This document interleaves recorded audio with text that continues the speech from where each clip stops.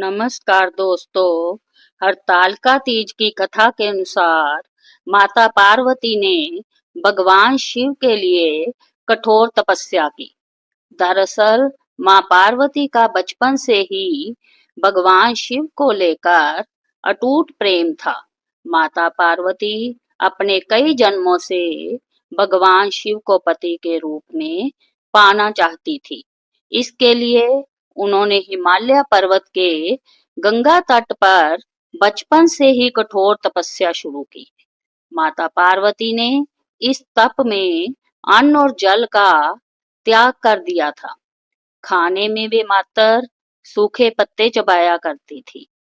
माता पार्वती की ऐसी हालत को देखकर उनके माता पिता बहुत दुखी हो गए थे।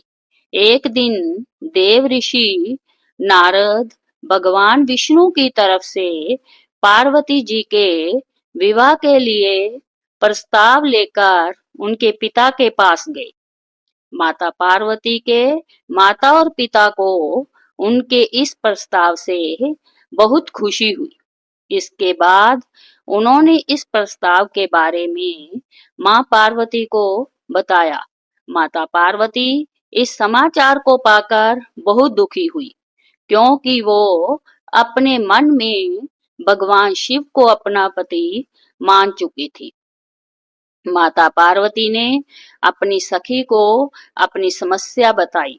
माता पार्वती ने जब शादी का प्रस्ताव ठुकरा दिया। पार्वती जी ने अपनी एक सखी से कहा कि वह सिर्फ भोलेनाथ को ही पति के रूप में स्वीकार करेगी। सखी की सलाह पर पार्वती जी ने घने वन में एक गुफा में भगवान शिव की आराधना की। भाद्रपद तृतीय शुक्ल के दिन हस्त नक्षत्र में पार्वती जी ने मिट्टी से शिवलिंग बनाकर विधिवत पूजा की और रात भर जागरण किया। पार्वती जी के तप से खुश होकर भगवान शिव ने माता पार्वती को पत्नी के रूप में स्वीकार कर लिया था। कहा जाता है कि जिस कठोर तपस्या से माता पार्वती ने भगवान शिव को पाया, उसी तरह इस व्रत को करने वाली सभी महिलाओं के सुहाग की लंबी उम्र हो और उनका वैवाहिक जीवन खुशहाल रहे। माना जाता है कि जो स्त्री व्रत को पूरे विधि विधान और श्रद्धा पूर्वक करती है, उन्हें इच्छा अनुसार वर की प्राप्ति होती है।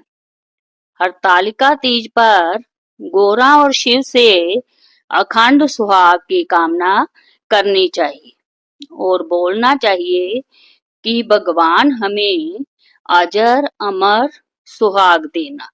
जय भोलेनाथ।